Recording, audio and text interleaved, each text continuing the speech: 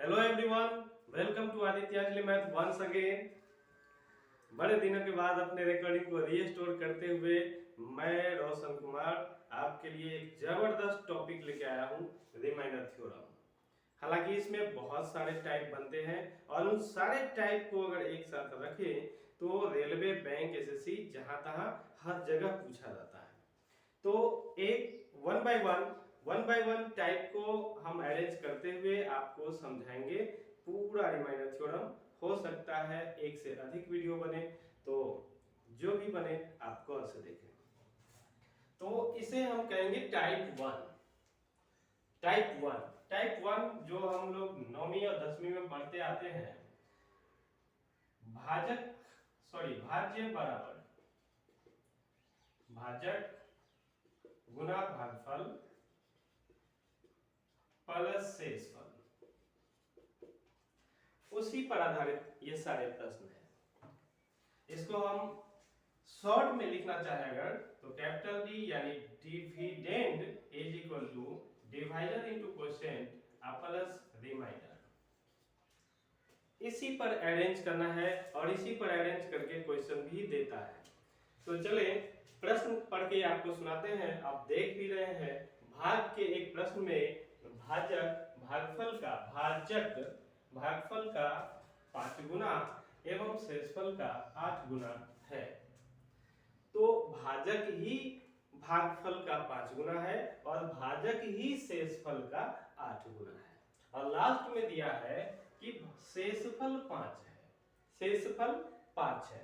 तो पहले ये फॉर्मूला ऐसे अगर हम चाहे तो लिख ले, d equal to D Q plus R, जिसमें से सीधे सीधे किसका वैल्यू दिया हुआ है हमारे पास, तो सीधे सीधे रिमाइंडर दिया हुआ है। रिमाइंडर यानी शेषफल 5 दिया हुआ है, तो हम यहाँ 5 रख दें।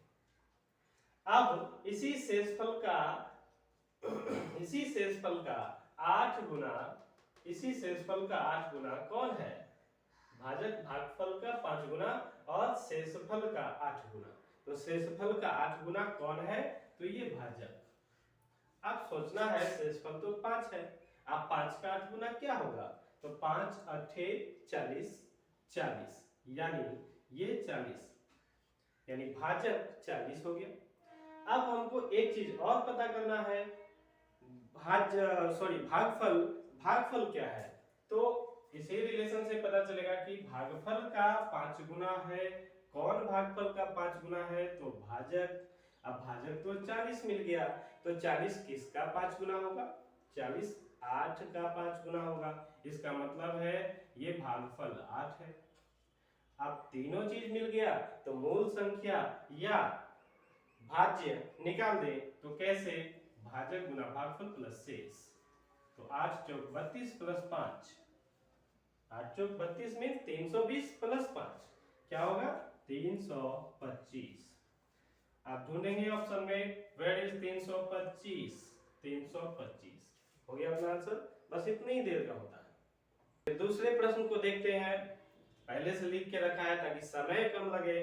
देखिए भाग के एक प्रश्न में फिर से इतनी बात तो कॉमन है, सब में रहेगा। भाग के एक प्रश्न में, विभाजिता के एक प्रश्न में, विभाजन के एक प्रश्न में, ये सब में रहेगा। क्या है? भाजक भागफल का 8 गुना।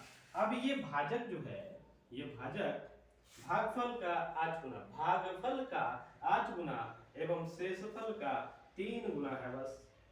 और सीधे सीधे किसका वैल्यू दिया है? तो भाजक ही दिया है, भाजक 48 है। तो फिर से वही चीज लिख ले, d equal to D Q plus R. आप सीधे सीधे जिसका वैल्यू दिया है वो रख दें। हम सीधे सीधे वैल्यू दिया है भाजक कितना है? 48 है, तो 48 रख दें। अब यही भाजक भागफल का 8 गुना है, तो भागफल क्या होगा भाई? इसका 8 गुना 48 होगा। 6 8 जा 48 या 6 8 48, जैसे समझे आप। तो इसका मतलब 6 होगा। ये भागफल 6 और भाजक 48, ये पहले से ही दिया हुआ है। एक चीज और चाहिए, शेषफल से रिलेशन देख लें कि यही भाजक शेषफल का 3 गुना है। तो अब किसका 3 गुना 48 होगा? किसका 3 गुना 48 होगा? 16 3 48। हाँ, तो 16, इसका मतलब ये रिमाइंडर 16 है। अब क्या करना है, तीनों चीज मिल गया, सीधा सीधा गुना कर दे, प्लस कर दे। तो 48 गुना 6 प्लस 16, आप जैसे कर लीजिए। 48 गुना 6, 8 छक 48 और 6 चौक 24, 4 28 प्लस में 16, तो 8 6 14, 8 1 9 1 10 और 2 1 3। इट मीन्स ये 304 आ गया। अब ढूंढेंगे ऑप्शन में, where is 304, 304, this is answer. अब आते हैं टाइप 2 की ओर। अब टाइप 2 में कैसे प्रश्न पूछे जाएंगे, जैसा हमने लिख के रखा है। किसी संख्या को 24 से भाग दे रहे थे, शेषफल बच रहा था 19। कितना से भाग दे रहे थे, 24 से, और शेषफल क्या बच रहा था, 19। अब यदि उसी संख्या को 24 के बदले 8 से भाग दें तो फिर क्या शेषफल बचेगा। तो ऐसी स्थिति में आपको ध्यान देना है कि प्रश्न जो रहेगा, थोड़ा सा डिस्टरबेंस आ गया था, कोई बात नहीं। ध्यान देना है आपको कि जिस संख्या में पहले हम 24 से भाग दे रहे थे, उसी संख्या में अब 8 से ही भाग देना है, ठीक है। तो ऐसा प्रश्न कैसे सेट होता है, तो थोड़ा सा सोचना है। इससे पहले आपको फैक्टर समझना है। 24 का फैक्टर कौन होगा, यानी 24 को कौन कौन नंबर काट सकता है। तो 24 को काटेगा 12, 24 को काटेगा 8, 24 को काटेगा 6, 24 को काटेगा 4, 24 को काटेगा 2। यानी ऐसे प्रश्न जो बनते हैं वो बिल्कुल इसी फैक्टर पर ही आधारित बनते हैं। अगर पहले किसी नंबर को हम 24 से भाग दे रहे थे, तो अब वो कभी भी 13 से नहीं पूछेगा, भाग देने को नहीं कहेगा, वो 9 से भाग देने को नहीं कहेगा, ये 5 से भाग देने को नहीं कहेगा, कभी भी भाग देने को कहेगा दोबारा उसी संख्या में, तो या तो 12 से, या 8 से, या 6 से, या 4 से, या 2 से। तो अब आप इतना बात ढंग से समझ ले कि पहले जिससे हम भाग दे रहे थे वो नंबर अब जिससे भाग देंगे उस नंबर से बिल्कुल ही कटने वाला होगा। तो ये छोटा सा नंबर था, आप देख भी लिए। कहीं बड़ा सा नंबर अगर हो जाए तो आपको ट्राई भी नहीं करना है ये देख के कि कट रहा है कि नहीं कट रहा, वो निश्चित कटेगा, तभी वो क्वेश्चन सेट होता है। तो इसलिए इसके लिए करे क्या, तो इसके लिए हमेशा आप ध्यान रखें कि रिमाइंडर प्रीवियस जो पहले रिमाइंडर था उसमें ही हम डिवाइजर न्यू डिवाइजर से भाग दे दें और तब जो शेष बचेगा वही अपना फाइनल रिमाइंडर बनेगा। तो अब क्या कैसे सॉल्व करें इसको, तो देखें कि जिस संख्या में 24 से भाग दे रहे थे शेष क्या बच रहा था, 19। तो इसी 19 को प्रीवियस रिमाइंडर या पहले जो रिमाइंडर बच रहा था वो कह सकते हैं। तो पहले रिमाइंडर बच रहा था 19, अब उसी में भाग दे देंगे हम, बस रिमाइंडर में ही भाग दे देंगे हम, किससे, नए भाजक से। तो नए भाजक यानी अब किससे भाग देना है, 8 से, तो उसी में 8 से भाग दे दिए, तो फाइनल रिमाइंडर क्या बचेगा।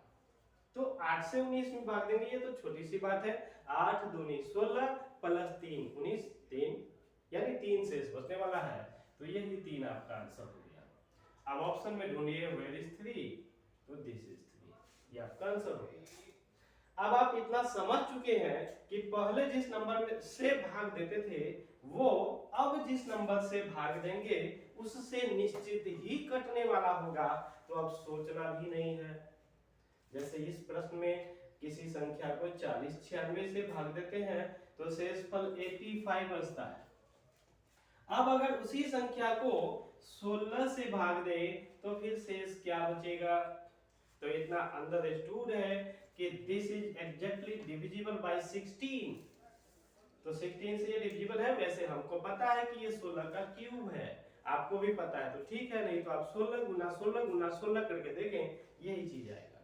तो चलिए काम की बात करते हैं कि हमको करना क्या है। हमको करना क्या है, पहले क्या शेष बच रहा था, 85, तो उस 85 में ही इस 16 से भाग दे दें। ये 85 क्या है, तो प्रीवियस रिमाइंडर जो पहले शेष बचता था, और 16 क्या है, तो न्यू डिवाइजर जिससे अब भाग देना है। तो 85 में 16 से भाग दें तो 16 का टेबल पड़े 16 पंचे 80 और 5 बच गया, तो 16 पंचे 80, 5 85, तो अपना रिमाइंडर क्या हो गया, 5। अब आप ढूंढिए, फिर is 5, this is 5, this is the final answer. चलिए अब आते हैं टाइप 3 की ओर। दो टाइप हमने अभी देखा, अब तीसरा टाइप देखते हैं। हालांकि इसके 6 या 7 टाइप बनेंगे और इसी टाइप के बाद ये वीडियो मैं बंद कर दूंगा, सॉरी क्लोज कर दूंगा, चाहे जो भी समझे, और बाकी टाइप अगले वीडियो में। तो उसको खूब अच्छे से समझने के लिए पहले इस वीडियो को देखें, फिर अगले आने वाले वीडियो को देखेंगे आप। तो देखें कि इस टाइप में क्वेश्चन कैसा रहेगा। क्वेश्चन है कि किसी संख्या n को, यानी n कोई संख्या है जिसे 5 से भाग दे रहे हैं तो शेष 4 बचता है। कितना से भाग दे रहे हैं? 5 से। शेष कितना बचता है? 4। अब उसी संख्या में कुछ उलट फेर कर दे, जैसे कि ये उलट फेर कर दिया, उस संख्या को 2 गुना कर दिया, अब 5 से भाग दे तो क्या शेष बचेगा? या उसी संख्या का स्क्वायर कर दिया, अब 5 से भाग दे तब क्या शेष बचेगा? या उसी संख्या का क्यूब कर दिया, अब उसी 5 से भाग दे तो क्या शेष बचेगा? या उसी संख्या के स्क्वायर को 3 गुना कर दिया, स्क्वायर भी किया फिर 3 गुना भी कर दिया, अब 5 से भाग दे तो क्या शेष बचेगा? तो आप गौर करेंगे कि बार बार भाजक कांस्टेंट है, डिवाइजर इज कांस्टेंट, और डिविडेंड जो है वो बदलते जा रहा है। तो ऐसी स्थिति में क्या करें?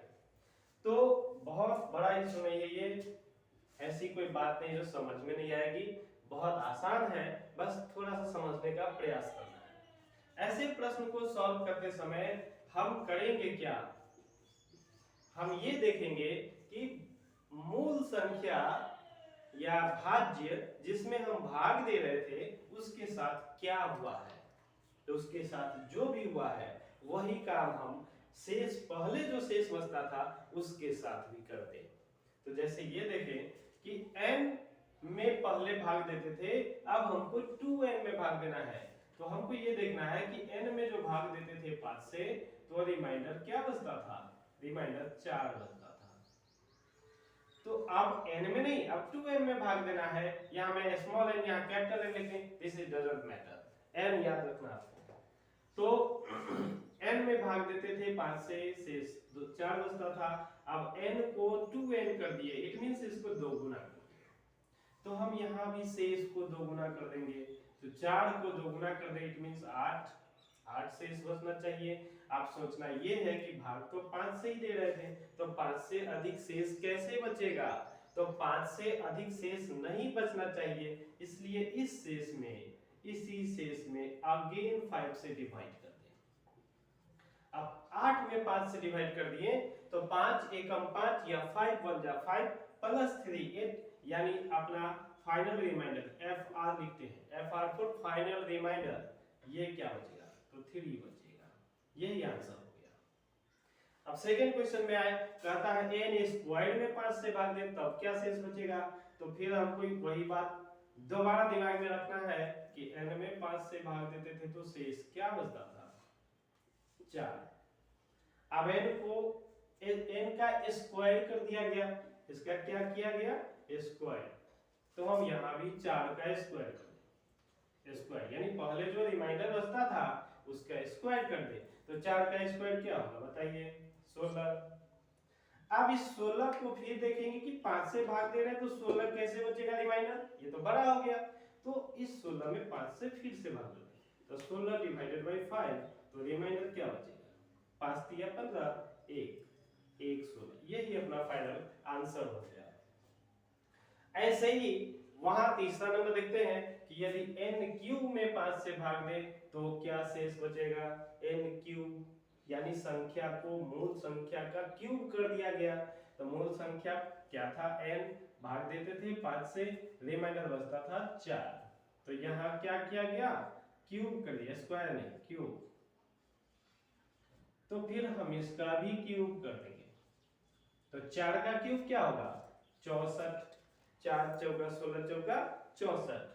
अब फिर से वही बात आ गई कि भाई 5 से भाग दे तो 64 कैसे शेष बचेगा?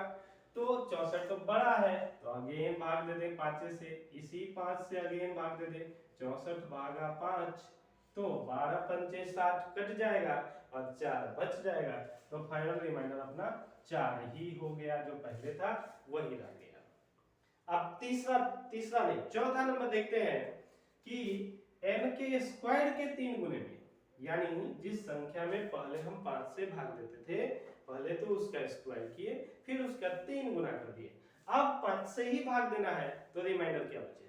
तो फिर से देख ले कि n में हम 5 से भाग देते थे तो रिमाइंडर क्या बचता था 4। इसके साथ क्या किया गया, इसके साथ मींस भाज्य के साथ क्या किया गया, तो स्क्वायर करके 3 गुना स्क्वायर कर दिया गया।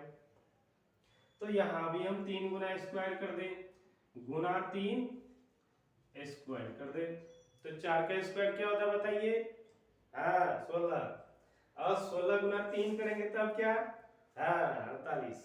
ठीक, तो 48, ये सब तो आप लोग समझते हैं।